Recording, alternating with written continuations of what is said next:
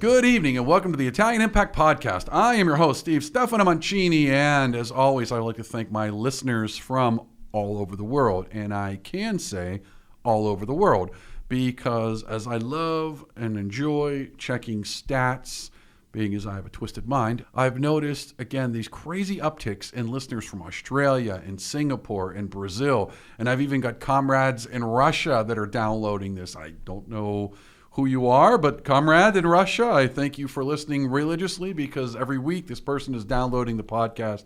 And again, I always want to thank everybody, and I do mean that. Anybody that takes time out of their life to listen to my show, I'm appreciative of that, especially considering there are folks doing this from all over the world. And also, I want to throw a friendly reminder out there. If you've missed any past episodes, you can go out to the website, ItalianImpactWeekly.com, or as you know, I am on all the streaming services, which you are probably listening to this now. So you can go back, listen to some of the older episodes, and I encourage you to do that. I've had some great guests that I've actually gone back and listened to, and I've kind of enjoyed them, really appreciated some of the things they said as I've gone back and listened to it. So I encourage you and appreciate the fact you would go back and do that for me. And last and not least, which is going to bring me to my guest here in a second, if you have not had a chance to watch the documentary Fedeltà, Soldier Prisoner, is available on Amazon Prime, so I encourage you to go out and check out the documentary. That is a film that I worked with an incredible crew and an incredible post-production staff, which I'm going to get to here in a second as I get ready to introduce my guest. It documents the kind of adventurous journey of about 1,250 Italian prisoners of war. They were kept in Chambersburg, Pennsylvania. And a lot of folks have actually reached out to me, and they've told me stories like, hey, I had a uncle who was in New York, or I had a grandfather who was in New York, or in another camp, or somebody was in Maryland. So it wasn't that Chambersburg was the only camp.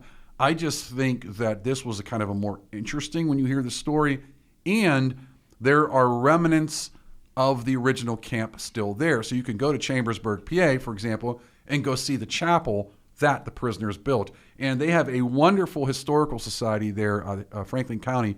And David and Paul, they do wonderful work to maintain the chapel and keeping it as close to the original condition as they can, as well as, offering tours, and you can go inside the chapel and visit.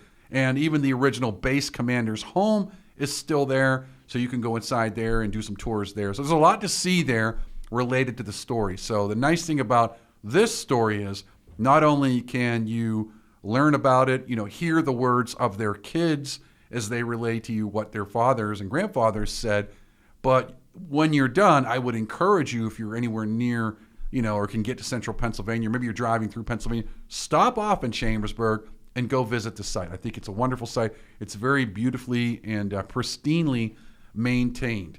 Now, having said that, I have an interesting guest today because he was instrumental in the documentary, but I think you're going to be surprised to learn a little bit more about this guest. But I'd like to welcome Jay Warhola to the studio. Jay, welcome to the studio. Thanks, Steve. Appreciate you inviting me in. Very excited to be here, Jay. I can tell by the sound of your voice. No, he is. This is just Jay, warming up. There you go. For real, thank you for coming in. I do like it when people come in the studio. And I get it, all my guests can't do that, but it's the contact, man. You get it. Mm-hmm.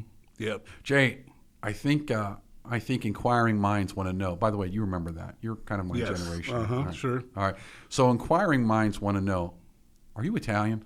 My last name does not sound Italian at all, does it? We're going somewhere with this. But talk a little about your family roots first. That is a requirement of your show. You cannot be here.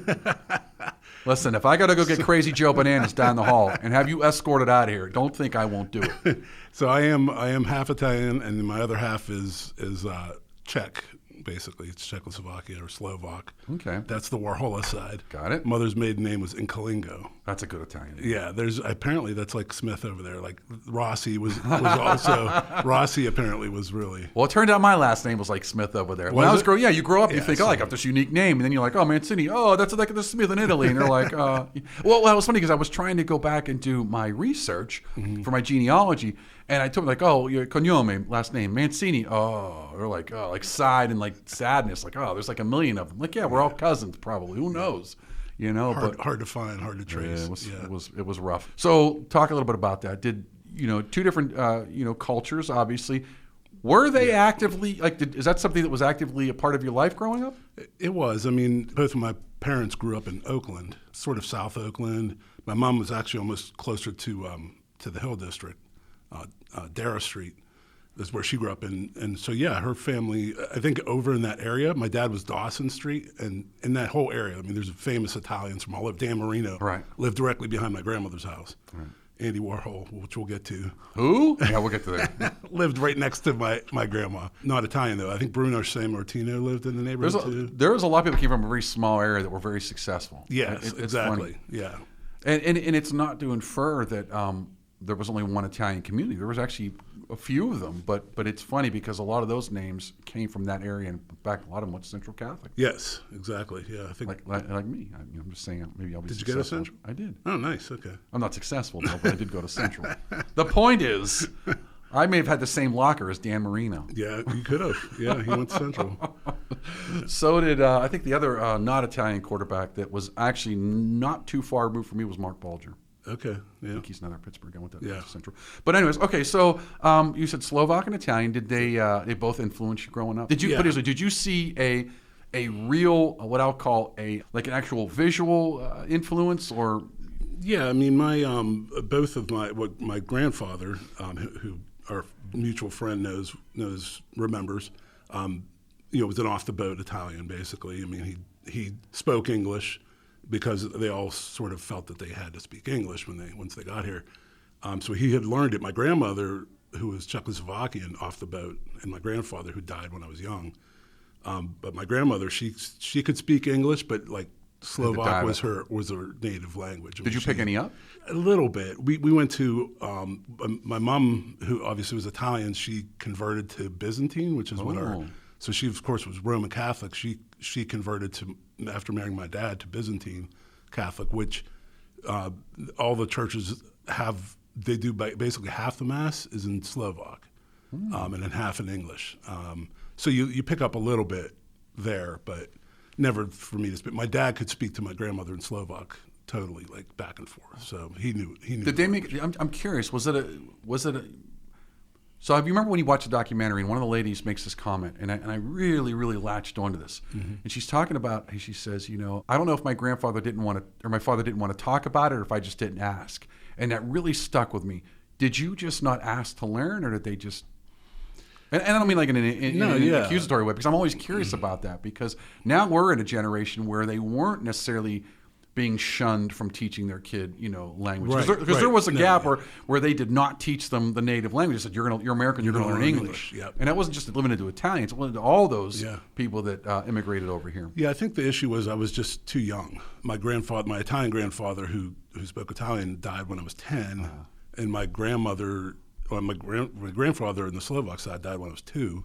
And my grandmother, who I said used to talk to my father in Czech, she died when I was like 16, maybe. I think I was just too young to appreciate it. That's the norm. Yeah. That's the norm. But talking about what you brought up with, it was almost ashamed to speak the language. My uncle, my mother's sister, whose last name was Inkalingo, actually changed his name to Collings because he was discriminated against so much. Wow. Being Italian. So, that's what happened back then. So all of his kids, who are my cousins, are all Collings and not Inkalinga. So do they even know that they even identify as being Italian? What do they think? Do. They know. Yeah, I mean, they've been told. So it's not like he's ashamed of it, but there's discrimination. It's funny because people. I'm telling you, that's one of the themes of this show, and I don't want to keep harping on the past, but I think there are two big things. Number one, Italians are still stereotyped. And people don't understand, and it's not just Italians. There was a lot of European immigrants when they came over here. They were hardcore discriminated against. People act like Europe is white, and when you came over here, you just, quote, assimilated. They don't understand. There were different cultures, completely different cultures, different language, different food. Sometimes they look different. And so it wasn't like, they're just white Europeans. Back then, they knew the difference. And to your point, they would shun certain groups. Although there's the Irish, there's the Italians, there's the Polacks, there's and that was not unusual. I mean, look at the way some of the places in Pittsburgh are named: Polish Hill, right? You have these little, Greenfield, where the Irish were. Then you have what was the one? The Germans are on the north side. Deutschtown. Yeah, you have this. So I mean, it's not a coincidence that they were thrown into those little Segregated. Yeah, exactly. But you do you look back and have you ever said, you know what? In hindsight, maybe for nostalgia, tried to maybe pick something up, learn something, or kind of maybe revisit that? Not really, only because not that I wouldn't be interested in, but I feel like I'm too old for that now. Like I don't feel like I could pick that you're up. Never too old. Did you learn it young? I learned language later in life. Did you? I did. In fact, what's funny is I studied German in high school for 4 years. Okay. They didn't have Italian. Yeah. So I studied German. And then when I was overseas, I was over in Asia. So I studied Japanese when I lived in Japan for a few years. And then when I went to graduate from my undergrad, the only language I could take at the time to finish my degree, I had to take 2 language classes. I had to take French. I didn't start formally studying Italian until I was probably in my mid-40s. Really? So don't let the boy's face fool you. I'm over 50. But yeah, I didn't start formally studying. Now, did I know a word or two? Sure. Yeah. Could I speak Italian really? No, not really. So I would tell you it's never too late. Yeah. I believe that in my heart. I encourage people to go keep learning. Did you use any of those like newer tools like I've used some apps. Duolingo or I used some apps for vocabulary and just because it's practice. But I'll tell you what they're really doing. It's really getting interesting. Is you're starting to see these AI tutors where you can almost have a conversation in the native language. And I don't mean like typing. I mean actually talking with the AI lady. So they're getting very, very advanced from say just 5-10 years ago. I just think though, it doesn't matter how old or young you are. I think if you immerse someone, yes. I think when you're younger, the way your brain works, it's a sponge. Sure, it's easier to learn it. But I do think you can learn it later in life. In fact, I've taken Italian classes. There were people in their 70s in some of these classes, and they were still learning. So, So I would encourage you to go learn it. And it don't even matter what language. I'll tell you a funny story real quick, and it ties to the documentary. You remember, Joe D'Andrea, who was kind of the inspiration for me to learn about the story. I distinctly remember having a conversation with him, and he's still like in his 90s, bebopping around. Like he was in a wheelchair, he couldn't walk, but yet mentally he was all over it. And I was like, man, Joe, how do you do it? And he said, every day, he says, I wake up and I try to learn, and I ask myself, what can I learn today? What can I learn to keep his brain just hungry for knowledge, to keep thinking, to keep moving? And I think a lot of people don't understand that your brain is like a muscle. You don't use it, you lose it. And I know that there are genetics at play with certain things that happen later in life. I get that. But I, in my heart of hearts, believe a lot of it has to do with people that they don't use it. They lose it. They just quit, and they're click, click, click in front of the TV and don't even read a book anymore. You know? So what do you think is going to happen to certain segments of your brain? It's going to be like, you don't need me anymore. It turns off. So yeah, and speaking of that, my Italian mother is alive and well at 91. Oh, God bless her. And her brain is like 100%. She speaks Italian, right? Nah, she doesn't really. She doesn't really speak it. Nah, I mean, again, same with her. Like when she was growing up, it was sort of like frowned upon, All right. So that and ironically enough, that is probably the generation where that happened the most. Sure. Because it was those people that came over in the 30s, 40s, and right after the 40s. Probably the 20s, 30s. But right after, so after World War II, they weren't allowed to immigrate over here for about 4 years. So it wasn't until 49 they could start coming back. So obviously 45 to 49, After that, it was a different kind of immigration. So there was still that you're American, and it wasn't really till those people came in the 60s, 70s where they weren't being, frowned upon for being Italian. It was just different. Different. Immigration was just different. I don't think people understand that. But, let's kind of fast forward now. So you, and I'll kind of jump ahead here. You were in charge, and you did it for me, and I am hugely grateful for doing the post-production for the documentary. Talk about, what puts you on that path in life, and talk about, where you learned. And yes, we can start talking family members that may or may not have inspired you. Wow. Let me think. So I guess I always kind of knew what I wanted to do. When I was, I don't know, probably 14 or something, my dad worked at Koppers Industries downtown. And he was like in charge of like various things, quality control and things like that. The company kind of like entrusted him with the video equipment. This is like an 84. I mean, it was, it was old, like 3/4 inch or VHS. And he, ironically enough, I speak that language. Yeah. So he would bring this stuff home, be like, what is this? How do I use this? And so I would jump in there because I was like into the technical stuff. And And so that's how I started. I just started using the equipment. I started to get hired when I was like 16 years old by coppers to film like corporate events. I'm like 16. I don't even know what a 1099 is. I'm getting 1099 by coppers. I'm like 16. So I did other things. I had McDonald's or Shop and Save or whatever. But I got I'm like, this is you can make a decent business in this. I'm getting hundreds of dollars to film like this. At age 16, which is good money. Even in the 80s, it would have been decent money for. Yeah. And then I started doing like film transfers for people and things like that. Just, was sort of always into that kind of technology. And I had a little bit of the artistic flair. So I went to a little bit of art school, like Carnegie Museum had an art school on like Saturdays, so I went there, and there was never no question you were going into. I'm going to call it the AV, audiovisual, but production, film. That was like this is me. Yeah, it was sort of just handed to me like I need to do this, And so my dad forced me to go to college, so I did. I went to Clarion and studied communications with a specialty in like TV production and radio. And so, ironically, that's what my kid majored. Oh, was it? At Clarion. At Clarion, yeah. So, but I came out of college in '92, and I had a hard time finding anything then. It was with a communications degree? Yeah. Huh. I never would have not imagined that. Yeah, exactly. So, hunted around a lot, played around a lot, ended up working for a company doing video. Finally, getting paid like $5 an hour. It was like, this isn't what I had in mind. Right. Welcome to the industry. Yeah, so I worked there for quite a few years, and then I ended up working, which is where I got reunited with our mutual friend Joe.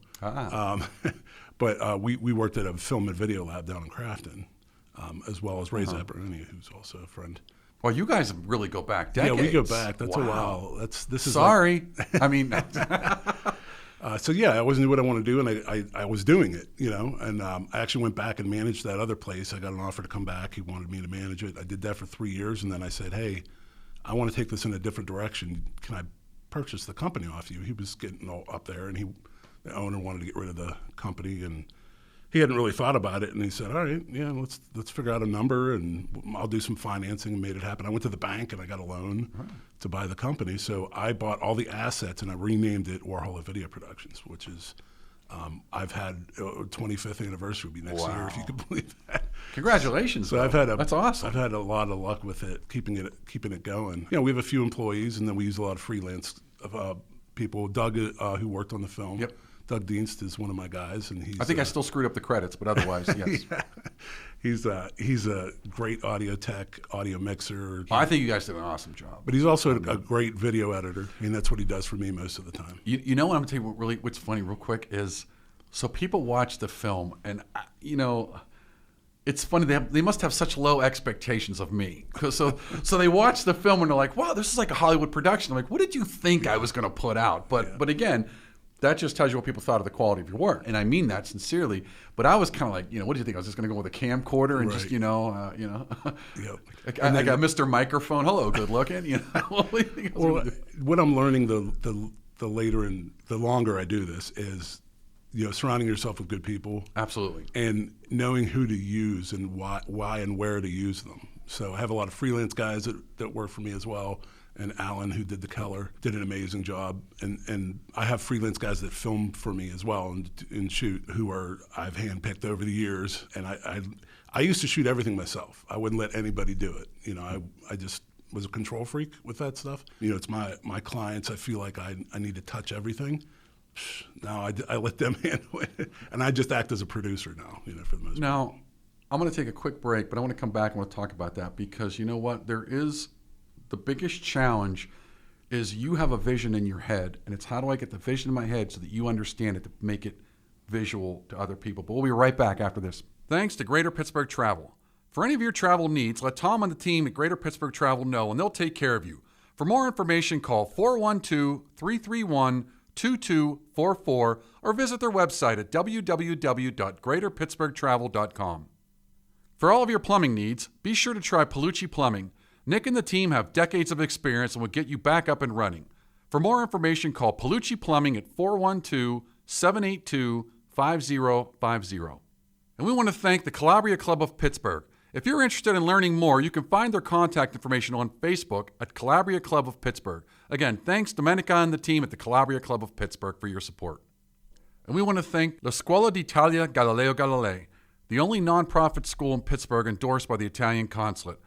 If you're interested in learning Italian or have your children being immersed in the Italian culture and language, be sure to give them a call at 412-404-7070. And that's La Scuola d'Italia Galileo Galilei. We'd also like to thank Chris Gonzalez from the Knights of Columbus. If you have any questions about joining the Knights of Columbus, reach out to Chris Gonzalez at 412-605-9074.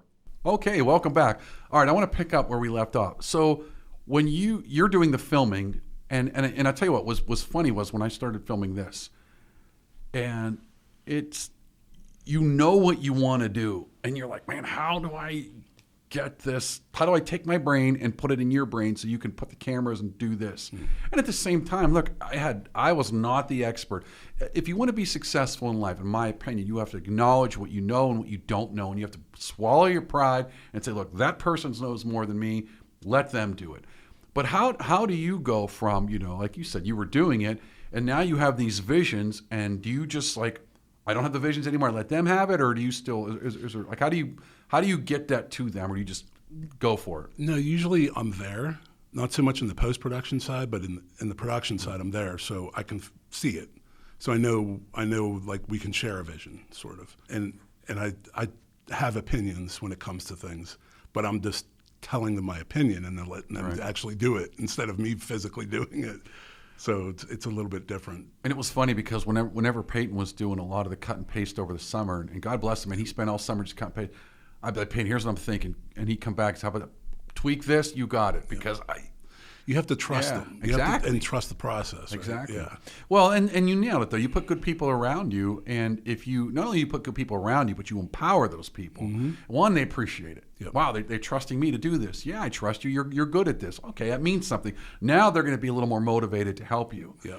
But also, again, there's no way I would have known all of the things. I learned so much. Mm-hmm. But what's funny was I was telling, I said, most of the film students, they go, I'm going to do my little 5-minute film where I'm walking around my school campus, and then we're going to go over in class. I'm like, F that, man. We're going international, multi-language, documentary. My first project, I'm going all in. You did go all in.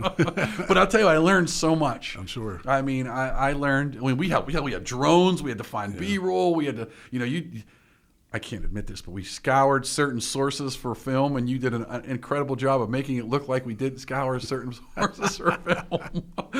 But I mean, everything from the sound to the lighting. I mean, it was like I wouldn't have known all that. I just knew what I wanted to do. I wanted to tell a story about this. And even when I showed up, the funny thing is even when you show up, you're like, this is not what I imagined. Now you got to freaking adjust fire here, and. I'll give you a funny one. There's a scene in the documentary where we're interviewing Paul, and it looks like this nice, pretty sun coming in. It was pouring down rain, and the guys went out there and put a yellow film over there and put a light out there and made it look like sun. But when you watch that, you'll have no idea that was a rainy day. It was a miserable day. But I mean, it's all those little things that I would never have thought of that. I'd have just been like, it's going to be a crappy day in the chapel here, and But those are the things that you say. What do you guys think? Mm-hmm. And they come at you. Let's talk about Warhola Productions. That last name, where have I heard that last name before? All right, let's go there. We'll go there. It's not an Italian reference. It's from the Slovak side. Is my dad's. I always try to put this the easiest way. It's a pretty close relation. I'm first cousins with Andy Warhol. Okay. So Andy dropped the A, which a lot of people from Pittsburgh and New York know that. On purpose or just? On purpose, okay. Yeah. Yeah, so the story is, and this comes from Andy's brother. Both of Andy's brothers were at our wedding. Okay. My wife, Denise, here, and I. I was going to say, which wedding? No, go. Yeah. His wife's in the studio, by the way, and she's she just here. gave me a look. No, I'm just kidding. My wife's last name is Greco as well, so she's got some Italian in her. But, they were, the story is from his brother, Paul, was that there was he used to be Glamour magazine. He illustrated for Glamour back in the 60s and 70s. And there was a fly flying around, and he was finishing an illustration, and he signed his name and then smashed the fly on the A. Oh. And the editor saw it and said, Warhol. He didn't know who it was that drew the the drawing, or was illustrating for them at the time. I think he was freelancing, and so they listed him in the credits as Warhol, and he kept it. So, and that was it. By the way, Greco, I have Greco relatives in Italy. ECO or IECO? Grecco. Oh, two C's. Greco. Yeah, We're done with her. Joe, just edit that entire interchange out. No, I'm just kidding. so much for that. No, so then he just kept it Warhol at that. So he kept it. That's one story. There's another story. I don't. One story was that they just literally just misspelled it, Got it. and he kept it. So it wasn't a concerted effort. Like, hey, I don't want to be Warhola because people are going to. And I'll give you a funny example. When my great grandfather came here, Mancini is spelled properly with an I. The gringos at the border couldn't spell I. They said Mancini, and they put an E there. My grandfather said that's not the right way. He changed it back, but some of them keep it as E. So I was wondering. That's what I was wondering. Was this one of these, like, just somebody spelt it wrong, which it theoretically could be, or it wasn't a shame thing. Yeah, no, Right. It wasn't like my other uncle, the Italian one. But Andy. So Andy's basically, he's my first cousin once removed. He was my dad's first cousin. Gotcha. He grew up right next to my grandmother in Oakland on Dawson Street. There was a duplex here with my grandmother lived in, and my dad and his brother, and then the three brothers of Andy Warhol, or two brothers and him. So, and like as soon as he graduated Carnegie Tech, he was off to New York freelancing. So I never got to meet him. He died when I was 16, actually on my 16th birthday. How did he die? So he was shot years before he died, but they think maybe that complicated things with his gallbladder. Okay. And he had gallbladder surgery a couple years later. This is 1986. And he died, and he got through the surgery and died in recovery, which was actually kind of it was controversial at the time. His brothers thought that there was a conspiracy and things like that. Or it was just, could have been a lot, right? Yeah. You'll never know. No, you'll never unfortunately. know. Yeah. And that's why it's almost, don't even dwell on it. It's like he passed away, rest in peace. But even though you didn't meet him, was he an influence on you? Oh, for sure, yeah. Well, it was funny when like I said, he died on my 16th birthday. But when that happened, Did you go to the funeral? Or you? I didn't. No, I didn't. My cousins did. They went to the one in New York as well. Okay. There was one in New York and there was one in Pittsburgh. I don't remember going. My dad was there, my mom, but I don't think I went. I was 16. I didn't really care. Right. And that's You're the thing. 16, like, yeah, right. Yeah, You don't know what you don't know when you're 16. Youth no. is wasted on the young. It is. And when you're young like that too, again, I didn't really know him. I didn't know what he did. And as with most artists, they're not that famous until they die. Right? Well, it was like Van Gogh. Yeah. That's So as soon as they're dead, everything shoots up, and everybody wants a Warhol, when he dies. Right. So that's kind of what it was like, and I didn't really know about him. So I was just, my dad used to visit him. I told you he worked for Copper, so he'd travel. He'd go to New York, and he would bring. So they were close, though. Yeah, they would talk. Right. Yeah, and he would bring things back. He would visit him when he was in New York on business, and bring things back. And he would bring me like interview magazines that he was the editor in chief. Andy was the editor in chief. Still have a lot of that stuff? I still have like 3 of the interviews. Actually, my daughter does. She has them hanging in her apartment in Southside. I have like maybe one of them. It's like I think a Rick Ocasek one or something. No original work you could retire with? No, isn't that unbelievable? Man. So that's what I was saying. Get out! I was like, Dad, you couldn't give me one Warhol. Does he have something? No. Really? Nothing in the family? Nothing in the family. Well, okay, I take that back. When he was 16, he had Andy illustrate or do a portrait of my dad. Okay. So Andy did a portrait of my dad, and it was actually a realistic sketch. It wasn't even like a Warhol-ish looking those kind thing. Of odd you know what I mean? Things. And so my dad's been dead for like 10 years now, but like maybe 10 years before that, he sold it on Christie's because I have 3 other sisters. There's 4 of us, so he's like, I can't cut it in 4. Right. So he sold it and gave us all like 10 grand. He got like 40 grand for it. Not bad. Something like that. You tell him to wait a little longer. Just wait a little longer. It's like a fine wine. I always say one Maryland. You couldn't just bring in one Maryland. I wouldn't be sitting here, Well, man, that's crazy. But the inspiration then comes later on in life. Then when you realize, whoa, like my first cousin Rubens, this freaking Andy Warhol, was very obviously really well known. I mean, Pittsburgh. Yes. See, the funny thing about Andy Warhol though is, and this is my opinion, and I don't mean to be like disrespectful, but he's only really known in certain areas. Yeah.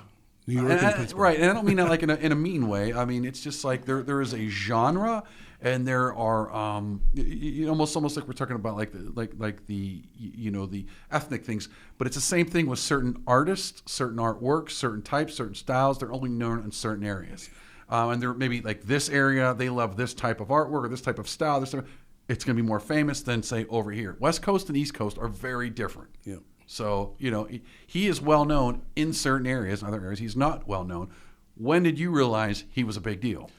Well, it was years after he died, I think, that I finally realized it. Now, I would make this association. Of course, everybody else got educated on it as time went on. And so I'd go to the doctor's office, or I'd go to, the dentist, whatever. And wait, Warhola. So people started realizing that. So it came up like all the time. And it still does, of course. So when I formed my company back in 2001, I named it Warhola Video Productions. Got to figure out at least somebody's going to ask me. You got to ride that sucker. Right. No, I'm not. I don't fault you. Instead, I get are you related to the bread people? No, I'm not related to the bread people. I mean, I want to be somebody famous. Be cool, Stop asking me. I'm not related to the bread people. It is good bread. I eat Mancini's bread. I'm not going to lie. And I like it when they put the big little sauce thing in the pepperoni. Oh, come on. Yeah. Man. How could you not eat that? But anyways, so what else is going on right now? What projects you got working on? So our biggest client is First National Bank, FNB Corporation. So it's all just corporate stuff. Right. I mean, we're doing their briefings, and they just built this new building down in Uptown. We were talking about Oakland and the Hill. It's on that side, like by the arena. I don't know if you've seen it, but that big tower, huge tower just went up. I mean, it's been going up for 3 years. I kept thinking that was, for some reason I kept thinking, and I don't know why, I should have known better. I was thinking it was like going to be apartments or something, but it's an office building. Yep, offices. They're still leasing certain floors, but they've taken over. They Are you moving there? No. I'm there a lot. Top floor, people. Yeah, no, I'm there a lot. But they took all their operations all over the North Shore because that's where they were. Consolidated. And moved it all in one. Yeah, okay. So much Makes more sense. Convenient. They were spread all over there. So. Yeah, well, that's like other banks. They're like all over the place. I mean, at some point you're like, especially now people actually have to go back to work. Gulp in the office. Oh yeah. What did they do 20 years ago? Like they went to work in the office. That's welcome back. So what's next for you? Well, that sums it up. Thank you very much for coming, folks. What's next for me? I'm at the point of my career that I'm sort of refining it and just trying to be comfortable. I get it. I'm not really like I was when I was younger, like super actively looking for things. Well, you were hungrier. I mean, you're in a feast or famine mode. Yeah, now I'm just sort of I've got my big clients. You got a couple of secret paintings in the basement. Yeah, that would be great. But your documentary, and hopefully we have something more coming up, or give you some more projects. I do want to work with you. We're going to keep this going. And funny you say that. I don't mean to cut you off, but I just sent a script to somebody, and I'm hoping to get some feedback. And if he tells me it sucks, well, then I'll figure something else out. If not, I'm like, and let me tell people something about me, real quick. Last January, I was still trying to figure out who I was supposed to call about this. I didn't even know the name of the chapel in Letterkenny. By September, we're in Milan premiering it. So I am like a doer, and you're like a doer. Yeah. So I'm thinking once I get this script done, we're game on. Yeah, and you got Birth by Fire, so you're good to go. I'll be there. That's right. We were talking about documentaries. I worked on another documentary last year, which was weird because I don't work on a whole lot of them. We used to do a ton of them a long time ago, some that varied on PBS and things like that. Oh. But I worked on one for a company called Justice Works, who does it's a youth care company. Basically, they try to keep youth out of going into facilities, whether it be mental or criminal facilities, things like that. And they try to keep them in their home. So they go and they have like counselors that will go to the home and try to keep them in. And it was really neat. It was a fly by the seats. There was nothing scripted at all. We just said we're going to have to learn as we go, which I'm sure you have a little bit of that feeling because you had to learn it. Yeah, you had to learn, but you had to learn about the story as you went too, right? Yeah, I didn't even know there was a whole association in Italy. I had to figure that out. I'm going to Italy. Hey, how damn! I guess I got to do that. Yeah. So it was torture, Jay. It was torture. I had to eat good food. I had to, drink. I was so happy. Oh, that was torture. Anyways. Yeah, but that's you have to learn the story as you go, and then you figure out what you need to finish telling that. Let me ask you something about that. What do you think? How do you like? Do you like a project like that, or do you like it more fixed and finite? That's a good question. I mean, I kind of like both. The documentary style is different. Most of the stuff that we do is that way anyway, because say it's a corporate story. We did one for Bayer Healthcare, which was one that was, here's a guy who has cancer, and he goes and he basically gets treatment for it that's like a Bayer product, and he survives. Like, he has brain cancer, and he should have been dead like 3 years ago. He's still going. And so we did this whole story on them, and it was very documentary style, but it was a corporate video. We had a day, took 3 cameras, shot this thing, and put a whole story together on it. So I like that kind of stuff. You know, it's funny. The other thing I did learn is, on one hand, you need a crap ton of film to get 30 seconds. Mm-hmm. I mean, a good 30 seconds is an hour of filming. At the same time, I don't know if it's just different. You probably know this better than I do. I don't know if it's just because the technology is different or what, but it seems like you could theoretically film, like if you look at how much time was actually spent filming the documentary, you could bang that thing out in a week. You could be done in a week. If you know what's going into it. Right. Yeah. Because the longest part was the editing and the post-production. Yes. The filming and even the raw, put this piece before this piece. Our biggest struggle was half of it was in Italian. And I've got an editor that doesn't speak a lick of Italian. And my Italian, it's not bad. I understood what was going on, but I have to watch this.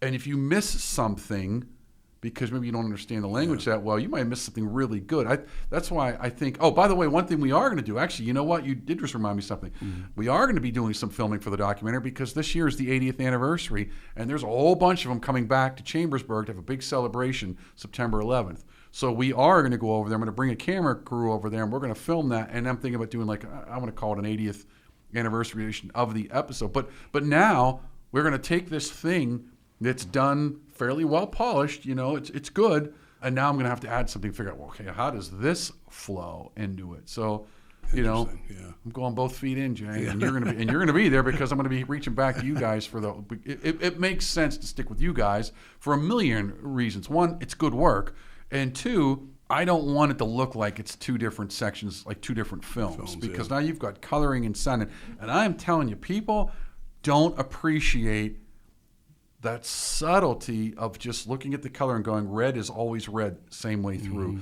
because you think it's that way, but you'd be filming the same thing, 2 different angles, 2 close enough camera, might be the same model camera. It's going to be subtle differences that you won't see until you're going from angle 1 to angle 2. You go, wow, what happened? It's lighting, it's everything, and it's so different, and you don't appreciate that. It really does make the difference between good and great. Yeah, it's good that you guys recognized that early on. Oh, I saw it. That's why I had to sell 3 kidneys to get the funds to pay for this thing.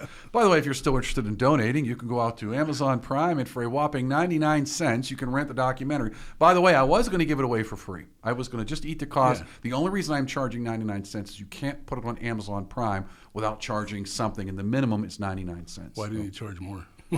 Well, it's a good question, and I'll tell you the honest to God's answer is because to me it was more important to tell the story. I just thought it was a good story, and I didn't want people to have any reason to not watch the story. In fact, I was originally going to just do it for free. Just take it. I'll eat it. I paid for it. Whatever it is. Hell, I got 3 jobs. Yeah, I don't need to sleep. Yeah. I just keep working. Get ready for the next project. But no, it really was. I just thought it was a good story. I thought you guys did a great job on the post-production piece. I mean, you really put that thing together. And I won't give one thing away but some of the editing for this other stuff that what I'm talking about, that you guys made it look like it wasn't something that was found, quote, somewhere else. It just came across so clean. I just loved it. So appreciate everything you did, Jay. And now the big question, how can folks get a hold of you? Best thing is website, probably. Just there's a contact us portal on there, but it's warholaproductions.com. WARHOLA, like Andy. Productions with an S.com. All right, and I'm going to put that down in the description, so please go check out Jay. A big shout out to him. And when you're watching the documentary, remember it was Jay and his team that did all the post-production. So again, I appreciate your support. And as always, as I wrap up this week's episode, I want to thank Jay and his wife for coming in the studio. She might be a Greco with 1 C, did you say? 1 C. 1 C. We'll keep her anyways. But again, Jay, thank you very much. Thank you for all the work you did. Thank you for coming into the studio. And as always, I want to thank my listeners from all over the world, everyone from the U.S., Australia, Singapore, Brazil, Portugal. I'm trying to go through the list. There's about 25 countries that are literally downloading this, even countries in Africa. God bless you. If the Italian Impact Podcast is your thing, you might just actually end up being my favorite fan. Oh, and also, I would love to encourage folks that are listening to this, email me. questions@ItalianImpactWeekly.com. Again, that's questions@ItalianImpactWeekly.com. Email me. Would love to have your thoughts. If you want to have me interview anybody in particular, let me know. I'm always excited to hear from my listeners. Feedback. I'm the greatest show ever. I'm the worst show ever. Or how come you haven't interviewed this person? You tell me. So please email me. Please keep tuning in. Please keep sharing this with your friends and family. I just think that promoting positive stories, promoting the culture in a positive light. And like I said, I know it's Italian Impact, but you do not have to be Italian to appreciate a good story, or in this case, a good guest. So thanks again for tuning in, and I will see you next week. Thanks.